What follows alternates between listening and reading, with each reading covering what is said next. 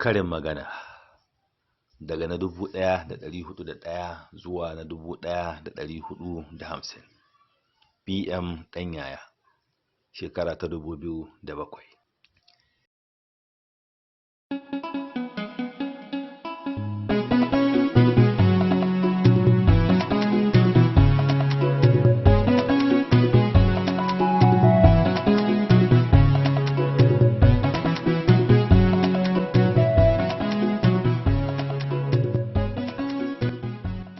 Linzami da wuta maganin tsayayyen doki. Lokacin iska akan ci ɗan jinjimi. Maji magani an rufe tsohuwa da rai. Maƙiyinka ko cikin ruwa kai rawa zai ce ka watsa masa ƙura. Maƙunshin gishiri ya fi gishiri zaƙi. Maƙwabcin mai kanwa baya rasa ɗan ɓarɓashi. Mace mai ciki ke tsoron mutuwa. Maci amana yana tare da kunya. Madakin ƙuruga in ji mijin ƙiriga. Magana abu a akushi. Magana ba iko maganar banza. Magana ba ta kai raƙumi azbin. Magana jari ce. Magana kumbu ce. Magana ta ƙare mata ta ce da mijinta shege. Magana zarar bunu ce. Maganar gaskiya baki baya rawa.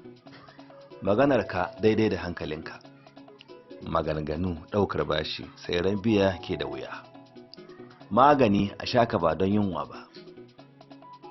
Magani baka son bida. Maganin mace kuɗi. Mahaƙurci mawadaci. Mai ɗaki shi ya san inda ɗakinsa ke ruwa. Mai ƙarami shi ke da babba. Mai ƙarfi ko da ɗan bida ya yi yanka.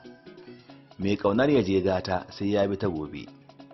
Mai mace bai rufe ɗaki. Mai abin saidawa ba matsayaci ba. Mai abu shi ke da abinsa. Mai abu shi ke da bara. Mai adaka a bar daka taka. Mai aiki da wai zunubinsa ke da ɗuwa. Mai akuya ya bi dare bare mai kura. Mai arziki ko akwara ya sai da ruwa. Mai awo ya bar gasa da mai hatsi gona. Mai bawa baya bauta. Mai biɗa ga duhu bare an yada. Mai bunu a gindi baya gudunmuwar gobara.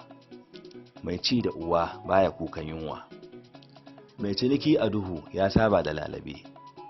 Mai cinikin sara shi yakan kashe gatari. Mai ciyo baya rena magani. Mai da ruwa rijiya ba barna bane. Mai daɗin kai ya fito daga Allah ne. Mai doki ya koma kuturi. Mai gida takobin daga. Mai gudun aras takan fada. Mai haƙuri yakan dafa dutse. Mai haƙuri yana tare da Allah. Inda aka samu Ɗanyaya BM shekara 2007. Karin maganar Hausawa, Sokoto makarantar Hausa. Wannan littafi ana samunsa a shafin makarantarhausa.com. Karfafawa, sanar da kanka sabon abin da muka aza ta hanyar danna kararrawa. Karfafa mana gwiwa ta hanyar danna subscribe.